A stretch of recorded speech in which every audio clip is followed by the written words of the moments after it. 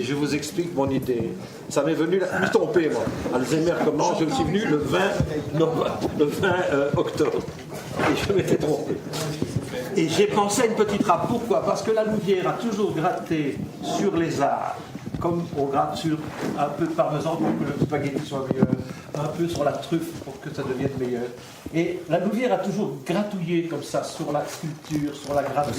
Et c'est une des villes les plus fabuleuses de toute la Wallonie, de toute la Belgique, pour avoir apporté à la culture générale de ce petit royaume, pour combien de temps encore, je n'en sais rien, mais que je vais des millions entendre de petites choses, des petits cocos de bonheur. Ah, Ça va? oui. Je ne la ferai plus. Par deux fois. On continue. Jos Goffin. Après ça, nous aurons Gilles. Merci. Gilles Fisman. Où est-ce qu'il est, Gilles? Ici. Gilles, c'est exactement le contraire de l'homme dont nous allons parler. Richer. Richer qui était sans doute le plus râleur, le plus grande gueule de tous. Pas parce qu'on l'aime et qu'on l'adore qu'on ne va pas en dire un peu de mal. Hein. Autrement, ça ne serait pas honnête. Mais Gilles, c'est le contraire. Je ne dis rien. Je réclame le droit à l'indifférence. Et je crois que le peuple d'où il vient le réclame souvent. Je me rappelle un jour une interview que j'ai faite à propos de l'humour juif, et un ami me dit: Monsieur, ne regrettez pas trop l'humour juif. Je lui avais dit ça. Il a coûté très cher. et notre ami Fisman a fait des choses merveilleuses. Gilles, par exemple, je remets mes lunettes, Lunergue. Regardez ceci qui ressemble plus à un pouce, à un rôle digital. Il a dessiné le théâtre national, toutes ces paillettes qui tombent du ciel en forme de carnaval et qui vous amènent une sorte de fête déjà dans le sigle. Le sigle du musée juif de Belgique, qui est un arbre qui pousse avec toutes ces lettres extraordinaires de l'écriture hébraïque. Et aussi, remercions-le, le coq hardi, aussi hardi que celui de Pierre Pelus, de la communauté française. Merci à toi d'être avec nous. Merci. Nous continuons avec un grand barbu charmant que je ne connaissais pas, Bernard Josse. Ah bon. Bernard Josse, c'est le régional de l'État, lui, non? Il est d'ici un peu, ou de Tournai, ou d'un peu... Non, je suis de la région du centre, Anderlu. Anderlu. Cours à tourner. Il a beaucoup surveillé nos antennes. La Bourlette. Enseignant, diplômé de Lacan, création graphique, visuelle, animateur du centre d'expression et de créativité, formateur en sérigraphie, c'est ça? Je ne me trompe pas. Et surtout, dit-il, atelier de Luc Van Malderen. Car vous allez avoir des graphistes et aussi quelques-uns qui ont couru dans la queue de la comète de certains créateurs un peu avanteux. Et on apprend toujours de quelqu'un, et tout le temps. Merci à toi d'être là. Nous continuons vite fait. C'est qui ça, Georges Pradet? Ça me dit quelque chose. Le seul avantage d'Alzheimer, c'est que tous les jours, on a de nouveaux amis. Nous attendions Guy Chocart. Il ne sera pas avec nous, nous le regrettons bien, parce que lui aussi avait une énorme... Écoutez, reprenez votre affiche, rentrez chez vous, allez sur le web, faites comme moi, vous allez trouver des choses exceptionnelles, vous allez trouver des œuvres que vous n'attendez pas, des moments que vous n'attendez pas, des gens qui sont qu'on retrouve à Hong Kong, qu'on retrouve à Rio de Janeiro, qu'on retrouve à Maastricht, qu'on retrouve n'importe où, mais pas n'importe où sur la carte, n'importe où dans le génie de la création. Et ça, c'est pas mal du tout. Alors, nous allons continuer avec un autre bandit que j'aime, Michel Olif, le plus ignare des élèves, le plus... Il n'a aucun diplôme, il en est très fier. Comme tout artiste, ça le faisait réellement.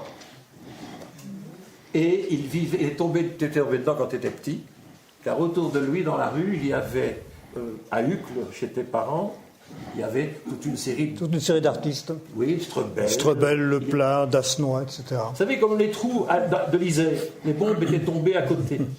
Et puis quand il est entré à Lacan, il a dit « je veux pouvoir dessiner le plus ». C'est tout ce qui l'intéressait. Et voilà. Et puis, simplement, je vous dirais aussi, vite fait, que c'est un homme qui s'est intéressé à la fonte, à la lettre. À l'époque où il le faisait, on était à peu près tous d'accord qu'il y avait dans le monde peut-être 10 messieurs capables de refaire une fonte, de la créer. Il y a eu le célèbre Lubalin, bien sûr, et quelques autres. Mais créer une fonte graphique, c'est impossible. C'est la chose la plus difficile en un graphiste. Je crois que tout le monde est assez d'accord là-dessus. Il l'a fait. Un jour, il n'aimait pas du tout la façon dont sur les autoroutes nous étions. Il a dit « je vais dessiner pour qu'on puisse le voir à 100 km/h ». C'est une des choses. Mais il y en a 10 000 autres. Nous continuons.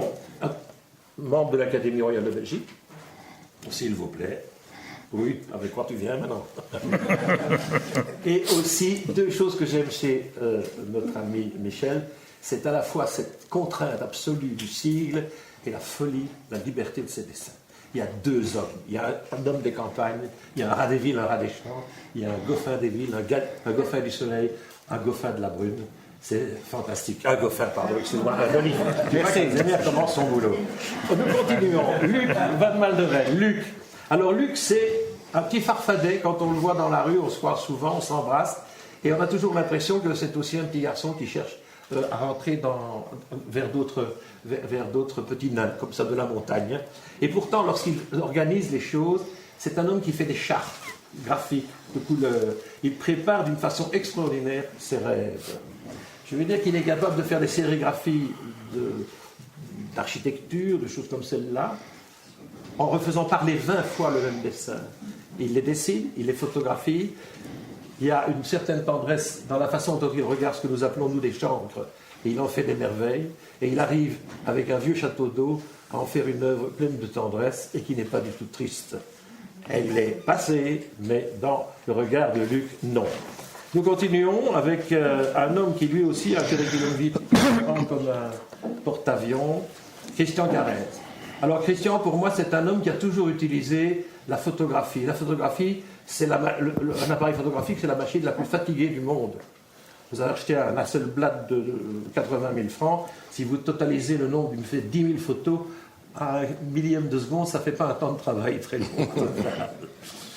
Toutes les photos sont un moment arrêté. Chez Christian, chaque photo de Christian, pour moi, on a l'impression qu'elle va se mettre à bouger. Et ça, c'est rare. Chaque fois que j'ai regardé les photos de Christian, j'ai vu quelque chose qui commençait. En plus de ça, il a toujours utilisé les moyens. Non pas pour se faire plaisir, mais pas comme nous changeons de téléphone ou comme nous changeons de stylo. Non, pour voir ce que ça pourrait faire. Et tous les moyens qui ont été mis à sa disposition depuis qu'il a commencé, Christian, il a été professeur, il y a un grand côté social, sans tristesse. Il dit simplement qu'il faut regarder ceux qui n'ont pas les mêmes moyens que nous et leur donner du bonheur. Simplement, faisons tout pour que... ne pleurons pas avec eux, mais disons-leur, par ici les copains, peut-être que là, il y a une porte de sortie. Voilà, j'essaye de faire court, ça prend des années à faire court. Et puis je pense avoir à peu près dit du mal de tout le monde, sauf Monsieur Donnet. Monsieur Donnet. Monsieur Donnet va représenter l'autre côté du miroir. Je pense qu'il a vendu des choses extraordinaires, des alcools qui n'étaient pas anonymes. Il a vendu des merveilles pour le palais dont il ne faut pas abuser. Et souvent, Jacques Richer est venu chez lui parce que notre ami est un client qui a du talent. Vous savez que Jacques, c'était son obsession. Je cherche des clients qui ont du talent. Peut-être comme ça, outrecuidant, il fallait oser le dire, mais il l'a dit. Qui va commencer à parler de notre... peut-être une musique qui va être évocatrice.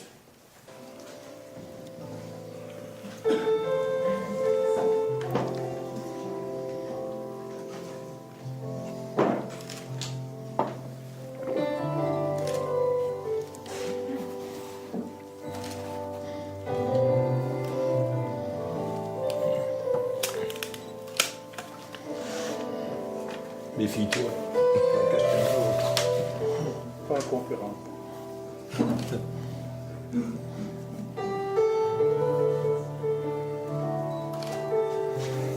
Comme nous nous sommes donné environ 50 minutes, un petit peu plus, il y aura toujours un chouïa en plus, on va donc laisser partir gentiment. On peut le laisser en fond parce que c'était tellement beau. Je vous raconte l'histoire. Un jour, dans les années 70, avec André François, qui était son voisin, nous allons chez Jacques. Et il y avait là un grand garçon un peu maigre qui ressemblait plus à un danseur de chez Béjart qu'à quelque autre personnage. Il disait pas grand-chose, ce garçon. Et nous parlions de tout et de rien. Il faut dire que le Beaujolais nouveau, sans doute, était arrivé et qu'à cette époque, il était encore buvable. Et donc, ça continue. Et nous décidons de terminer la soirée avec le garçon qui ne parlait pas beaucoup. Et nous allons chez Paul Lenders, au Jazz Club. Il n'y avait personne que nos whisky, notre ami Richer, André, peut-être une autre personne, et ce grand gaillard qui se met dans le nouveau piano que devenait de louer Paul Lenders. Et ce garçon commence à faire des trucs. Il n'avait pas parlé de la soirée, mais là, avec ses doigts, il parlait. Paul, Sauf que si tu veux un marteau pour le casser, ça ira plus vite. C'était Kedjaret.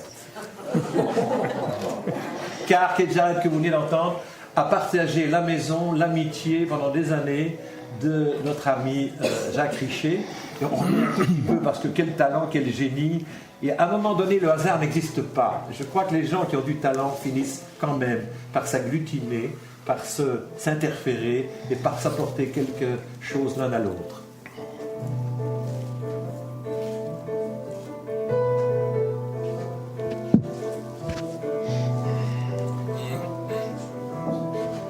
Et ce qui est merveilleux, voyez-vous, c'est que j'ai vécu ça.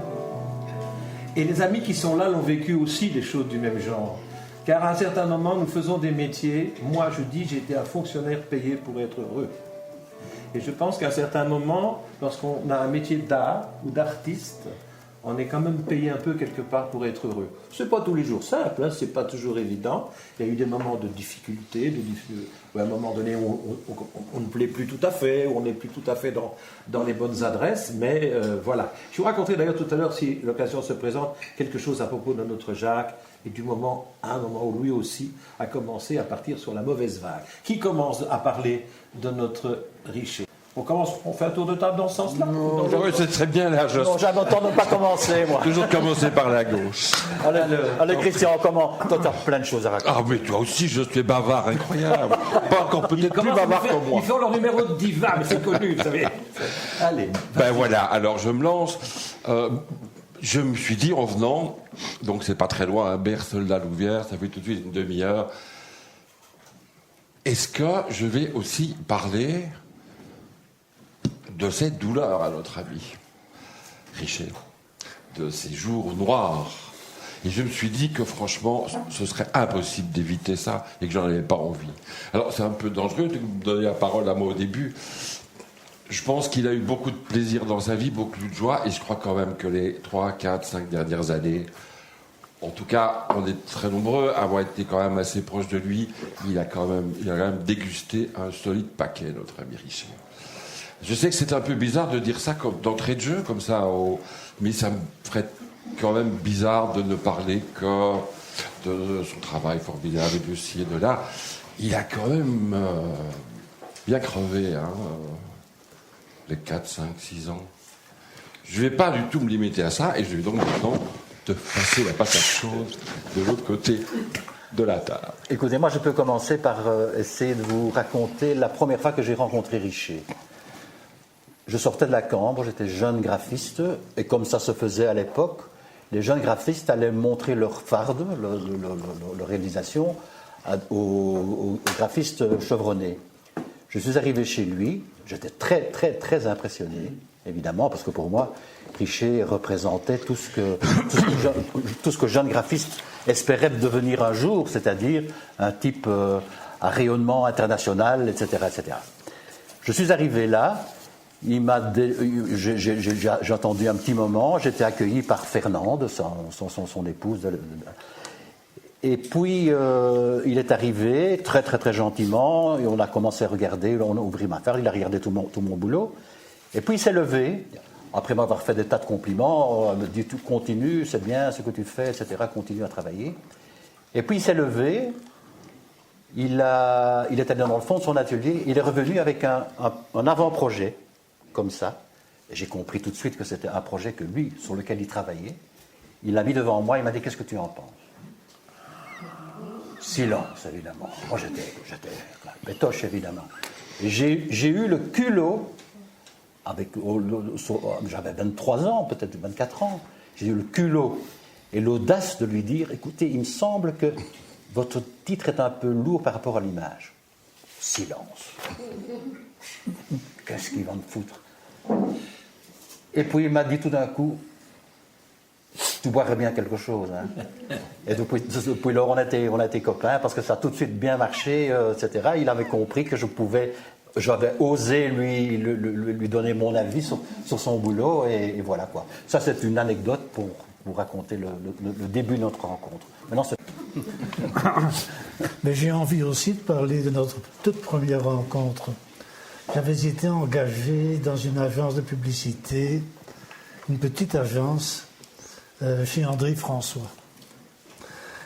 Et un beau jour, je vois arriver un monsieur moustachu, assez imposant, je ne connaissais pas, je ne savais pas qui c'était, à qui André François avait commandé un travail. Et L'autre André je François. découvre ce monsieur, ce graphiste, qui était ce que moi j'avais envie de devenir, exactement ce que tu viens de dire. Et ce monsieur, Jacques Richer, m'a regardé. Qui êtes-vous? D'où venez-vous? Qu'est-ce que vous avez fait comme études? Qu'est-ce que vous faites samedi soir? Si vous êtes libre, venez chez moi à la maison, j'habite à Haute-Sagenès. Et là, je suis arrivé et j'ai fait la connaissance, j'ai rencontré pour la première fois des gens que je n'avais jamais vus auparavant, tels que Michel Olive, tels que Corneille Anozet, tels que Luc Van Melderen. En fait, tout ce que on peut considérer comme le gratin, disons, du graphisme à cette époque-là. Et moi, très timidement, je me trouvais là avec mon épouse en me demandant un petit peu, mais qu'est-ce que je fais ici, à côté de ces gens qui sont, eux, déjà dans le métier, et ce métier que moi j'ai envie un jour de faire, alors que je n'étais, entre guillemets, que publicitaire. Donc c'est là que j'ai connu, c'était ainsi que j'ai connu Jacques Richer, avec qui par la suite j'ai entretenu une relation très étroite et qui a duré malheureusement, jusqu'à la fin, où durant une assez longue période, une période de 2 ou 3 ans, nous nous sommes vus très fréquemment. De manière pour moi assez difficile, assez pénible, dans la mesure où Jacques n'avait plus de travail, souffrait terriblement de ça, alors que mon bureau fonctionnait plutôt bien et j'avais difficile à concilier mon travail avec son absence de travail. Donc voilà un petit peu rapidement décrit notre rencontre et la séparation de pas mal d'années plus tard. Je voudrais dire simplement qu'à un moment donné, comme c'était un touche-à-tout, il voulait absolument touche-à-tout, quand vous regarderez les œuvres de Jacques, vous allez vous rendre compte qu'il y a du crayon, de la photographie et des choix de fonds particuliers. Je dirais que tous les graphistes font ça, mais lui, c'est vraiment quelque chose. Il y avait sans doute aussi un regret de ne pas être tout à fait sculpteur, parce qu'il y avait des espaces qu'il créait, et il s'était cru architecte. À un moment donné, il décide donc de partir à Göszuel. Je ne sais pas si vous savez où c'est. Il a fallu très longtemps pour que je le trouve sur une carte. Je n'avais pas de GPS à l'époque. Village absolument charmant, d'une paix royale, tellement royale que c'est en...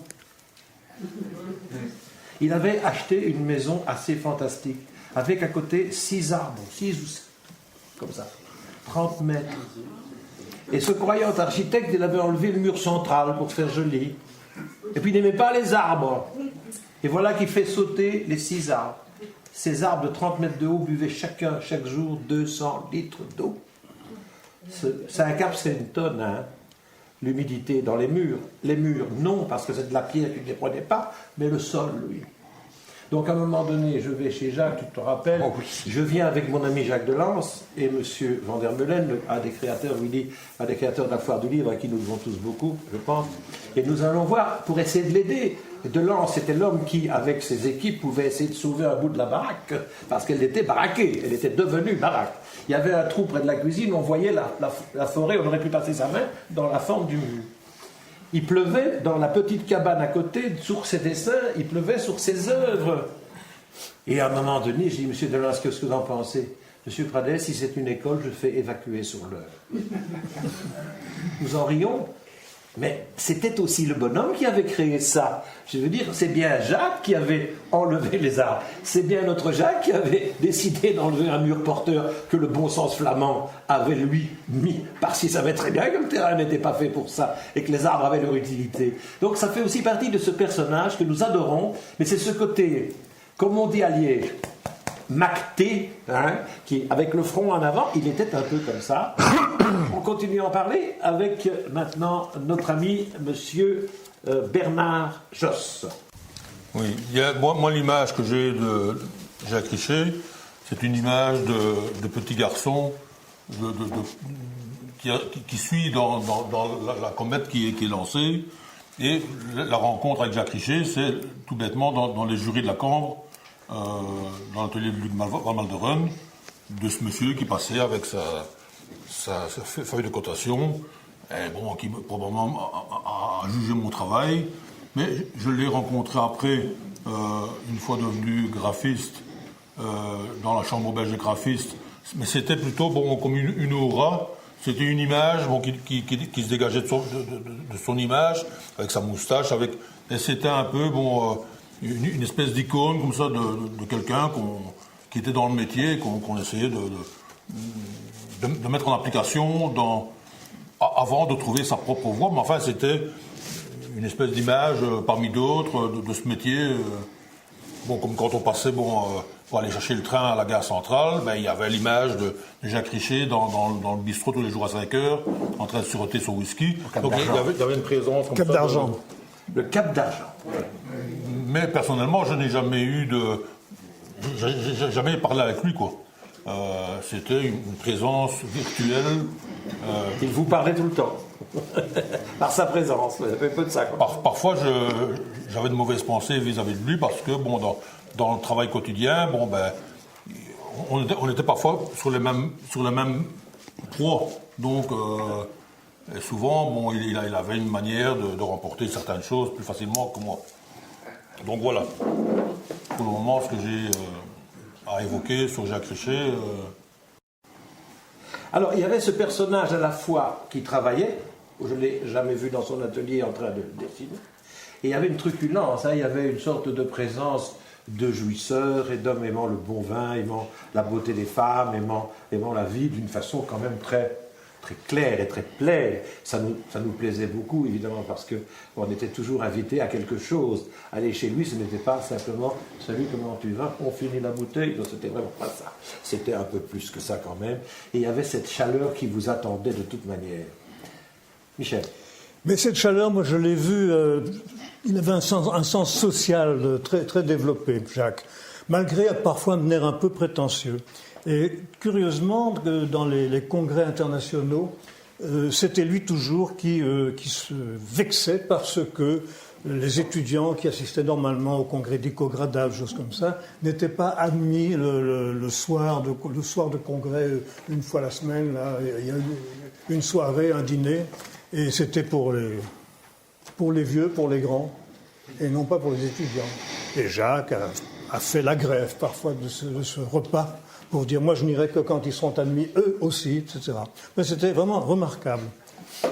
J'ai appris, une chose assez intéressante dernièrement, que j'ignorais totalement, c'est Herman Lampart, qui est certainement notre plus grand typographe actuellement, enfin comme typographe belge, merveilleux bonhomme. Il m'a rappelé qu'il a vu un jour Jacques Richer et il a demandé à voir ses avant-projets, ses croquis. C'est ça qu'on rejoint ce projet qu'il t'a montré. Et Richer était très gêné parce qu'il dit « Non, mon vieux, moi c'est pas abouti, tu comprends, je ne peux pas, c'est pas parfait, c'est des errements. Non, je ne montre pas cela, tu verras mon travail terminé. » Il avait cette espèce de pudeur. Alors que nous, au contraire, on aime bien montrer nos divagations, même les voies non prises. J'ai abandonné ça parce que je trouve que, etc. On est tout content d'avoir finalement trouvé quelque chose d'intéressant. J'ai vu notre Jacques Richer, ou du moins j'ai entendu notre Jacques Richer un jour à l'examen de finale à la Cambre, lorsque Benoît Jacques, en 3e année, avait des dessins assez remarquables. Et Jacques Richer lui a dit « Dites mon ami, est-ce que vous croyez que vous apprendrez encore quelque chose de mieux que ça dans les 2 ans qu'il vous reste à faire ?» Il dit « Mais... » Et tout est dit. Voilà. Super. Mais allez un petit peu voir à Londres nos amis, là. Et... j'ai oublié leur nom, ça me revient. Pentagramme, Pentagramme, c'est ça, exactement. Et bon, ce qu'il fit. Et chez Pentagramme, comme dans toutes les agences, voilà ce que je fais. Oui, c'est très bien. Ben, écoutez, oui, c'est pas tout à fait dans notre ligne, mais enfin, on vous écrira. Et il retourne à son hôtel. Coup de téléphone le lendemain, venez vite, il y a exactement un client pour vous. Et il y avait effectivement des illustrations à faire pour je ne sais plus quel livre qu'ils étaient en train de publier. Et Benoît Jacques est resté 5 ans à Londres, a commencé à y gagner sa vie, puis est reparti en France, et il est le Benoît Jacques qu'on connaît maintenant, ayant pas terminé la Cambre. Pour le peu qu'il m'en revienne, ces années-là, 65, 75, 80, il y a Londres qui explose, et généralement dans le monde de la musique, parce que les 33 tours prennent une grande place et on doit les habiller.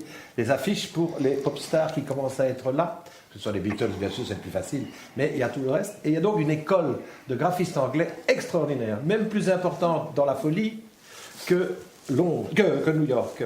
Et alors il y a les Suisses, plus froids, plus calmes, mais c'est quand même eux qui vont inventer, par exemple, Eurostyle, qui est la lettre suisse qui nous a fait rêver à cette époque-là. Et on va, ça faisait partie, oui. Helvetica. Helvetica. Helvetica, pardon, oui. La nouvelle antiquaire. Qui s'appelle maintenant. C'est vrai qu'à l'heure actuelle, ça change de nom tous les 12 minutes sur votre ordinateur. Car hardware sans software, c'est footwear. Donc il y avait des époques et il y avait une fierté à savoir ce qui se faisait dans ces deux univers graphiques. Maintenant, ma question, et peut-être un de vous peut me répondre, pourquoi cet homme venu de Dieppe avait-il décidé de vivre ici ? Pourquoi ? Qu'est-ce qu'il avait fait que cet homme au talent international, qui aurait très bien pu avoir un bureau à Londres ou autre part, avait décidé d'être belgitude, quoi. Oui, et pourquoi il est resté surtout? Non, mais voilà. Est-ce que quelqu'un sait quel est le choix? Pourquoi Jacques a décidé? Personne Non, mais par contre, à ma connaissance, c'est un autodidacte, Jacques Richer. Il n'a pas fait d'études artistiques.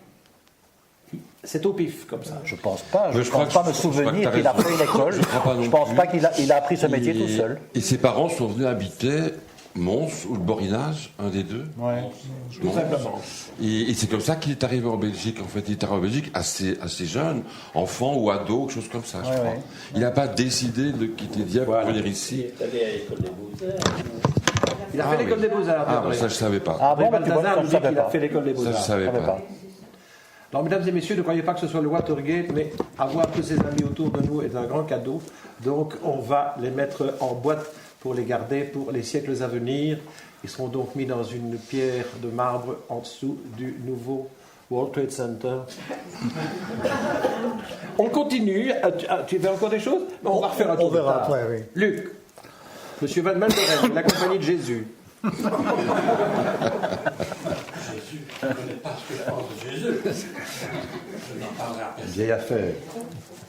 Mais Le micro. Ah oui, voilà. t'as enlevé ton casque, toi. j'ai horreur de ces machins. C'est noir. Avant, il y avait des choses de gomme comme ça et on pouvait le manger. C'était bon. Oui, mais là, t'es mal barré. Là, t'es mal On va barré. parler à ton À service. mon avis, ce serait plutôt comme ça. Je voudrais en profiter pour Voilà. rappeler que Luc a fait un très beau Et livre voilà. avec les cartes postales des buildings américains, dans les chromos qu'on appelle ces mauvaises couleurs, qui sont sublimes en fin de compte quand on les met bout à bout. Des belles Et couleurs. c'est comment tu appelles ça? Des belles couleurs. Oui, tu vois, mais moi je trouve ça monstrueusement beau. Ah oui. C'est-à-dire que ça a un charme fou. C'est des couleurs qui ne conviennent absolument pas à une réalité, mais qui sont une autre réalité, celle de ces cartes postales des années 1917-1915, les buildings en triangle, que ce soit à Atlanta ou que ce soit à l'orée de Chicago. Et c'est vrai qu'il y a toute une poésie de ces cartes postales anciennes et que Luc a merveilleusement, je dirais, squatté et en a fait un très très beau livre aussi. Oui, eh bien, ce livre existe, mais malheureusement, il n'a plus jamais été utilisé. J'ai 800 cartes postales encadrées. C'est une exposition remarquable. Et l'Amérique, à un certain moment, avec un de nos amis, là, a coupé court au budget qu'on donnait pour les arts en Amérique. Et donc, cette exposition, elle traîne, elle est au SIVA. On n'a jamais employé. Enfin, voilà. On entend que tu parles de Richer. De Richer. Oui, mais c'est lui. C'est toujours lui, hein, c'est jamais moi. C'est lui. Alors, je voulais vous parler de Jacques Richer et surtout rappeler une époque où Jacques a souffert étrangement, et c'est entre 40 et 50. Et pourquoi? C'est parce que la mode, c'est le mot que je veux employer, la mode à ce moment était vers le non figuratif. et que Jacques a dû abandonner la technique qui était la sienne et qui était glorieuse, l'art qu'il avait de faire du trompe-l'œil, tout ça, il a dû abandonner pour, soi-disant, faire des choses non figuratives. Et il en a beaucoup souffert.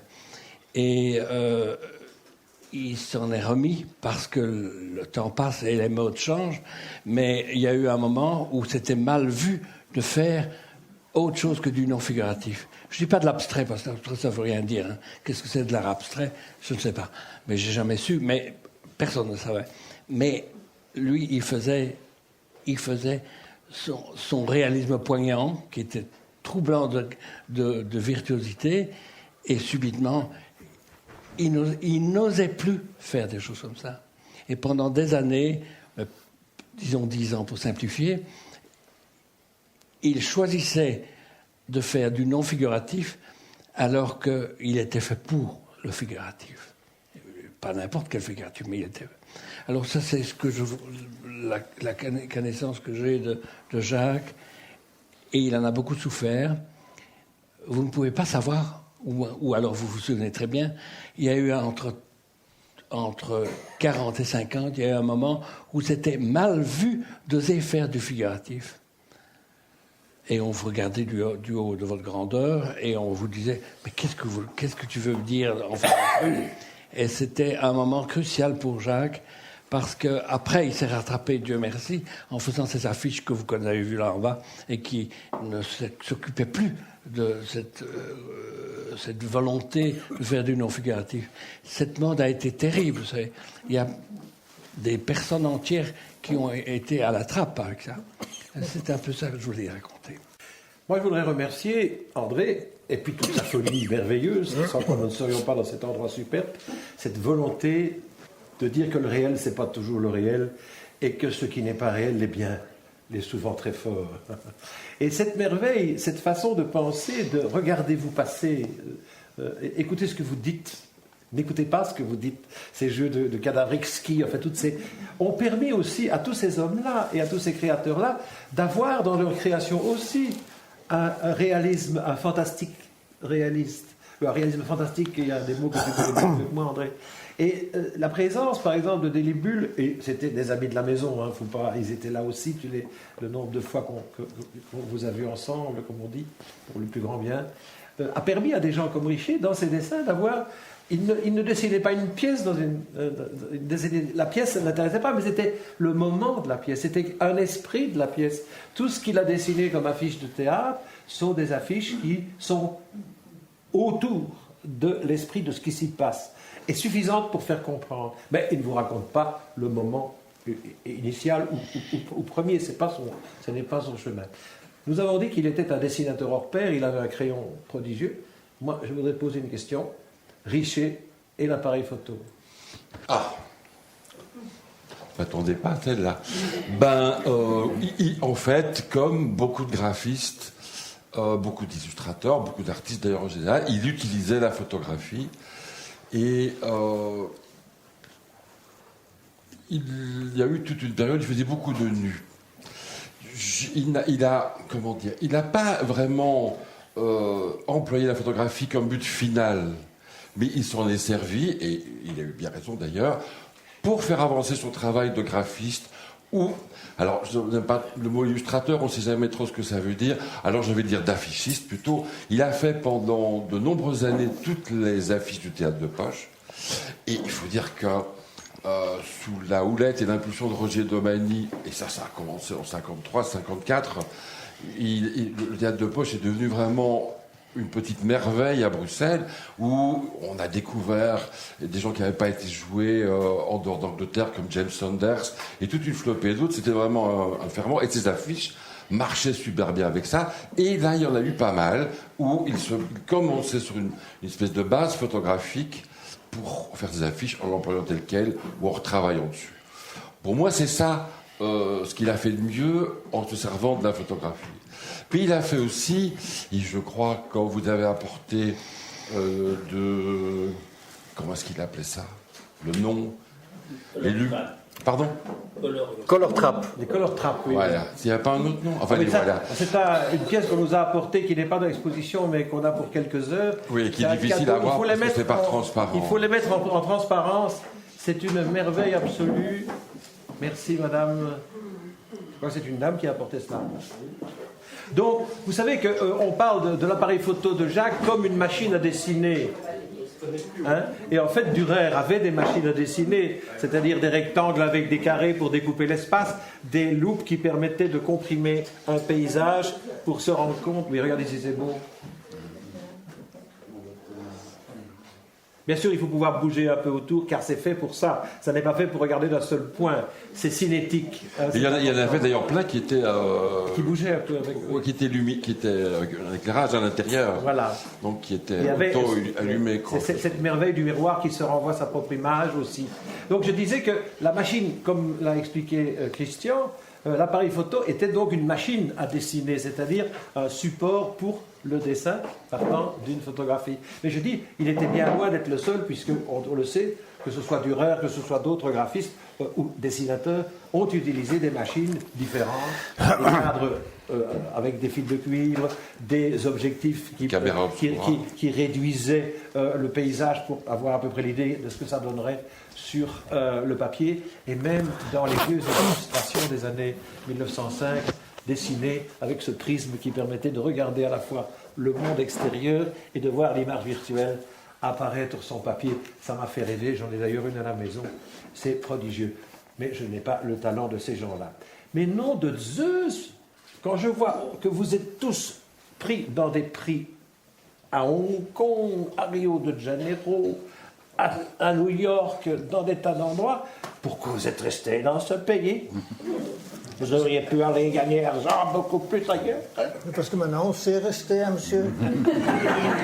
Tu tapes sur ton ordinateur et puis tu envoies. C'est vrai, mais à l'époque où vous étiez là, vous avez beaucoup été sollicité, et Jacques aussi a appartenu à des tas de jurys, des expositions. Le mot est clair, ils sont bien plus connus ailleurs encore qu'ici. Et à peu près c'est valable pour tous. Donc c'est vrai qu'ils sont restés. Alors il y avait des raisons sans doute, soit l'amour, soit la belle maison, soit des clients. Mais pourquoi? C'est parce que vous auriez très bien pu aller au bout de la terre. C'est vrai, mais disons que moi je me suis toujours très bien senti là où j'étais, c'est-à-dire en Belgique. J'ai eu la chance assez vite de pouvoir travailler pour les pays qui m'entouraient, pour l'Allemagne, l'Angleterre, l'Italie, la France. Et finalement, moi j'ai jamais eu vraiment un regret de ne pas avoir choisi de travailler dans un autre pays. Et ça continue toujours comme ça. Franchement, à toi. Non, moi en fait, je n'ai jamais travaillé qu'en Belgique. Tu as fait tes études à Varsovie, non? J'ai fait des études à Varsovie. Quand je suis revenu, comme j'ai dit tout à l'heure, j'ai eu la possibilité d'entrer dans le métier du graphisme par le biais de la publicité. Mais je n'ai jamais fait ni pensé faire de carrière internationale. Donc j'ai travaillé en Belgique, de rares fois pour l'étranger, la France, mais pas plus que ça. Je voudrais juste ajouter un truc avec vous deux, parce que tout à l'heure j'ai parlé de ce goût d'enfance que tu as dans le cœur, mais ça n'empêche qu'à aucun dessin de notre ami Josse n'est nu. À aucun moment. Je veux dire, ça n'est pas bêtifiant. Il y a toujours quelque chose de plus. Lorsqu'il arrive à faire un masque, un pied de nez, le nez est un doigt qui montre, le nez rouge a un cœur, ce n'est jamais gratuit, ça ne descend pas dans le côté blablabla, jamais. Notre ami Gilles, pareil, j'ai une affiche de lui où on voit une mitrailleuse en silhouette sortant d'une étoile, c'est la commémoration du ghetto de Varsovie. Ces gentils-là ne le sont pas toujours. Tant mieux, bordel de merde. Soyons heureux qu'ils ne soient pas que des gentils. Mais moi, c'est un peu la même chose. Bon, quand je suis sorti de l'école, suite au jury, j'ai eu des contacts. On m'a dit d'aller me présenter dans des agences. Et comme je travaillais beaucoup sur le texte, sur le jeu de mots, à Bruxelles, on m'a dit, oui, mais bon, si on traduit ça en néerlandais, comme ça ne va pas fonctionner. Donc je me suis dit, si c'est pour commencer à tourner avec des gens qui n'en ont... Bon, je retourne chez moi, parce que j'avais pas fait le chemin de Varsovie, mais j'ai fait le chemin de Bruxelles. Donc de chez moi à Bruxelles, ça faisait quand même quelques kilomètres tous les jours. Je n'ai jamais résidé sur place. Donc je faisais ce chemin et je suis retourné dans mes campagnes. Et j'ai décidé de commencer tout de suite comme indépendant. J'ai travaillé pendant 15 ans comme indépendant, un peu faisant œuvre de missionnaire. Parce que chaque fois que je rencontrais un client, il fallait un peu évangéliser, dans le sens d'expliquer à quoi ça servait ce métier de graphiste, vers quoi on pouvait aller jusqu'à la production, à la place du client. Enfin, donc j'ai fait... Et après, bon, je me suis tourné aussi vers, non plus des clients, bon, nécessairement de riches enseignes internationales ou multinationales, mais vers aussi l'animation et vers l'associatif. Donc j'ai développé un autre type de travail, en même temps qu'un travail de plasticien, donc entre guillemets d'artiste, plus axé à ce moment sur l'écriture, sur le jeu de mots. Je vais juste te taquiner un peu. Tu nous rappelles que le missionnaire est une position, ce qui est bien. Oui, oui. Je te taquine. La brouette aussi. La brouette de Zanzibar. Cher Michel, oui. C'est l'homme qui dit, moi, vous me demandez de faire une affiche pour l'armée belge, ça ne m'amuse pas beaucoup et je ne vais pas la faire. Non, c'était une affiche électorale notamment. Électorale. On m'a dit un jour, mais ça coûte combien une affiche électorale? Ben, j'ai dit, ça dépend. Si c'est un parti qui m'est sympathique ou que je soutiens, ça ne coûte rien. Si ce n'est pas un parti qui me va, je ne la fais pas. Alors il m'a dit, le monsieur, de quel parti il était. Je ne l'ai pas faite. Vous devez savoir, c'est l'occasion de parler de ce qu'on appelle la propagande. La Propagandaabteilung a dépensé de 1933 à 1945, on tournait encore à Babelsberg. Les coups de canon étaient offerts. Un film sur Napoléon et l'entrée des Prussiens, bon, en uniforme. Il y avait pratiquement 8000 garçons qui n'étaient pas en train de se battre, mais qui étaient en uniforme à tourner en aquacolor. Les coups de canon étaient offerts par l'armée russe qui était à 40 km. Mais l'argent dépensé par l'Allemagne nazie en propagande a coûté pendant ces 12 ou 13 ans le même prix. Le cinéma, les journaux, les images, les correspondants, a coûté le même prix que la bataille de Russie. Qu'est-ce qu'on est prêt à dépenser pour son image de marque? Et comme je le rappelais dans la conférence, on a eu le plaisir de faire conférence, le barbelage, nous l'avons fait il y a très peu de temps à voir. La swastika, c'est aussi un sigle de graphique. Hein. Et c'est un sigle gentil à l'origine. C'est un sigle hindou qui est d'une tendresse folle, sauf quand on le retourne. La faucille est une merveille comme symbole, le marteau aussi. Les deux ensemble, ça commence parfois à être un peu complexe. Mais ce n'est qu'un avis, hein. Comme quoi on peut tout faire avec un sigle. Alors, voilà, des affiches politiques, les affiches pour des bonnes causes. Voilà l'homme qui a fait le sigle pour l'UNESCO. Voilà l'homme qui a fait un sigle pour... Et d'autres. C'est gentil de les avoir apportés. Signe pour l'UNESCO, c'est moi qui l'ai fait, mais nous l'avons fait ensemble, Gilles Fissmann et moi. Ah, voilà, ça c'est bien de ce... Voilà. C'est-à-dire que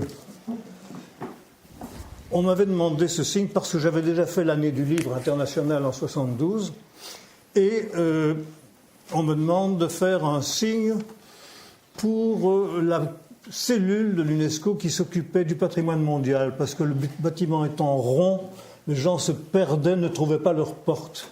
Ils m'ont dit ce serait pas mal d'avoir quelque chose sur la porte pour que... etc. Et après, oui, papier à lettres et carte de visite, disait-il.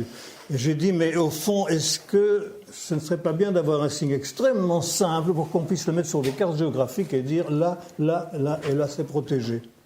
Ils ont dit, oh, c'est une bonne idée. Et à ce moment-là, je suis rentré chez moi, j'ai commencé à travailler. Et puis après un mois et demi, j'ai trouvé des choses qui n'étaient pas convaincantes. Ça n'avait pas encore fait tilt. Et je m'en suis ouvert à Gilles Fissmann, qui, quelques jours après, m'a envoyé un scénario. Le scénario, c'est celui-ci. Je cache un peu l'autre. C'est cela. C'est bien.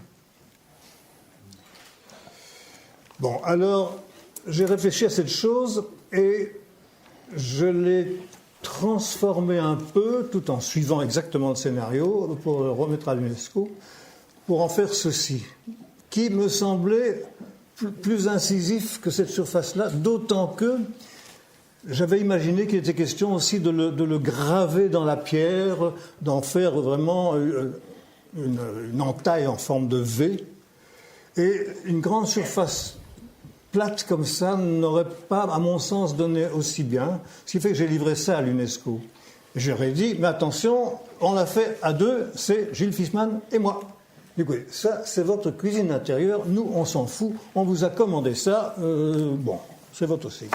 Grand merci. Je voudrais simplement vous dire que les gens, les amis que vous avez là, car j'ai la chance de les compter parmi les gens que j'aime beaucoup, ont connu une époque où c'était leurs mains qui faisaient les choses.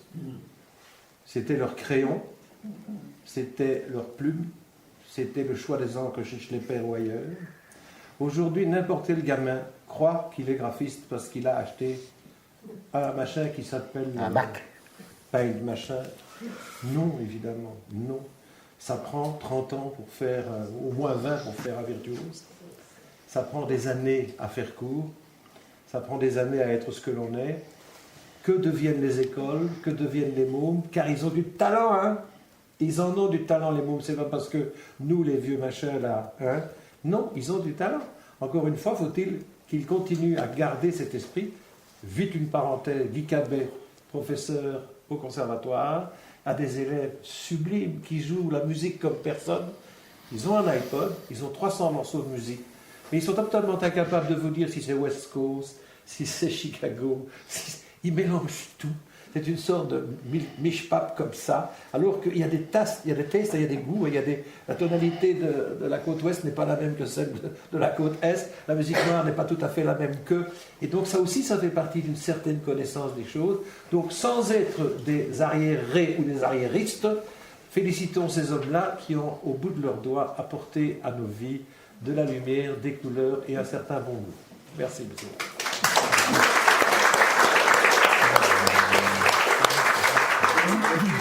Évoquer la distance entre Bruxelles et Liévin, Jésus, oui. Que Jacques franchissait dans une espèce de voiture extraordinaire qui était une vieille facelle Vega, on ne doit pas oublier. Ah oui, quelle merveille. Vous qui le conduisait au grand amour, qui n'avait de nom que le bistrot, mais... Voilà. Oui, quelqu'un vous l'a ajouté? Oui, je voulais ajouter une chose toute. On n'a pas entendu André Balthazar. S'il y a un homme qui a connu Richer, c'est lui. Je suis venu vous entendre. C'est bien suffisant. Oui. Mais on pourrait donner un micro si tu veux. Non. Est-ce que quelqu'un a envie de poser une question? Parce qu'on est en train de jouer notre petit nombril tous ici. Est-ce que vous avez envie de poser des questions, monsieur, dame? N'hésitez pas. Et de toute façon, on va se retrouver, je pense, dans un instant. De toute façon, à côté. À côté d'un verre, d'un amitié, vous verrez. Donc c'est dans la pièce à côté. N'hésitez pas à monter au premier étage, puisque là, l'exposition continue. Donc je voulais absolument remercier, et puis on passera avec les premiers contacts. J'oublie Gisèle Richer qui est à ma gauche ici. Donc la fille de Richer, en tout cas qui l'appelle encore par un quand elle en parle d'ailleurs, et qui donc avait vraiment le plaisir d'apporter ces deux œuvres juste pour aujourd'hui, pour pouvoir découvrir un peu d'en haut. Donc on vous a montré cette utilisation. Donc ça c'est une chose, mais surtout je voulais excuser Pierre Dupont, qui est le président des IPSB, le centre de l'UNESCO, qui a été inauguré en mars 2009, parce qu'il n'est pas là, il est vraiment à l'étranger, outre-Atlantique, donc c'est difficile quand même l'aller-retour sur l'après-midi. Je voulais excuser Guy Chocart aussi, évidemment, je crois des amis, il est à l'étranger. Mais il nous a dit que si on avait besoin de lui, on pouvait l'appeler. Homme de lettres, hein, aussi, lui. Il a beaucoup travaillé dans la fonte aussi. Hein. Il nous a fait plaisir au vernissage. Certains d'entre vous étaient là, de présenter en 8 minutes, 8-10 minutes l'œuvre de Richer et aussi le prolongement auprès des étudiants et des étudiantes qui sont en graphisme actuellement. Bon, c'est très important aussi, je veux remercier monsieur Michel Denet pour les deux beaux albums remplis d'archives de la Sovétie. Ça, c'était vraiment le petit coup de pouce.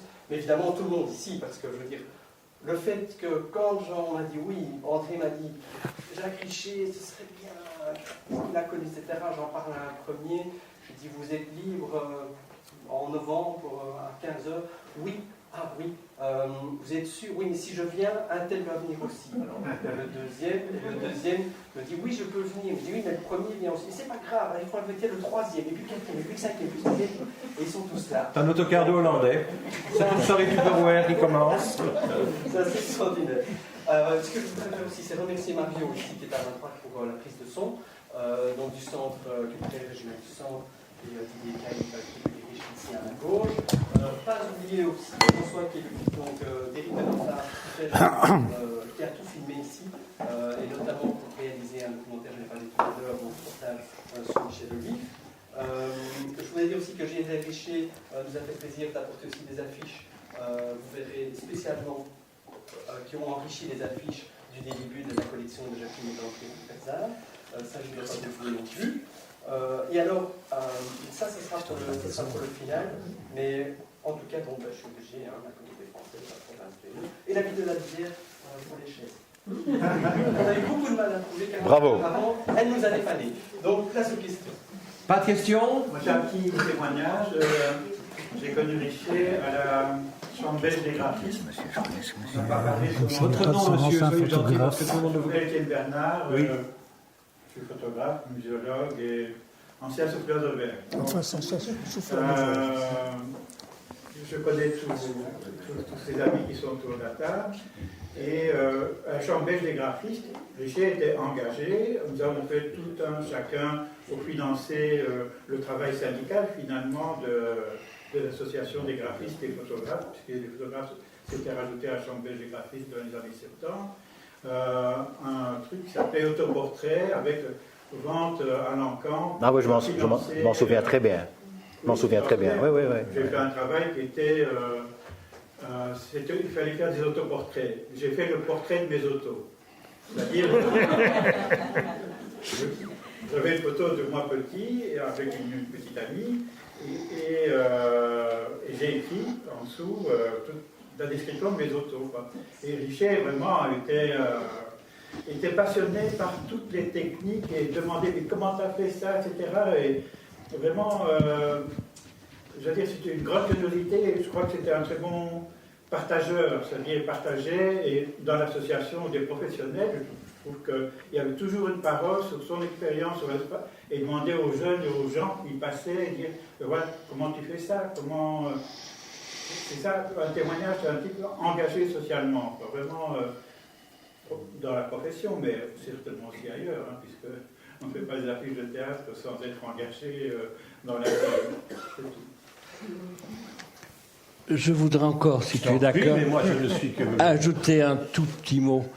C'est que la première fois que j'ai été invité par Jacques Richer, après, on était très souvent, mais la première fois, il s'excusait et il dit « je fais un petit travail » et il était occupé à faire en volume la tête de lettre de la banque. Ah oui, là, le G. Voilà. Le général, oui. Le G de Globus aussi, c'était lui, on a oublié ça, mais tout ça, ce sont Il faut savoir que ce qu'il faisait, c'était du rond de bosse, et il avait un pinceau millipoilique, et avec ce rond de bosse, il prenait de la gouache blanche, et il a passé toute l'après-midi à mettre de la gouache blanche sur le motif noir. Oui, non, sur aucun motif, sur la même chose. Et c'est-à-dire qu'on avait en rond de bosse la marque. C'est la, Général de Général. Oui, c'est ça. Voilà. Et j'étais évidemment assez impressionné parce qu'il a tout de même 10 ans de plus que moi. Et moi, j'étais donc mentalement en culotte courte. Et lui, il était Jacques Richer. Vous allons terminer? Oui, oui, messieurs, là, je ne sais pas. On est prévu de finir vers 4h30, ce qui faisait, en commençant à 3h20. Bon, il y a plein de choses encore qui peuvent se dire à ma gauche. J'ai entendu que Jacques Richer faisait des faux marques au départ, etc. Donc il y a plein de choses qui savent, il y a plein de gens qui savent plein de choses sur Jacques Richer.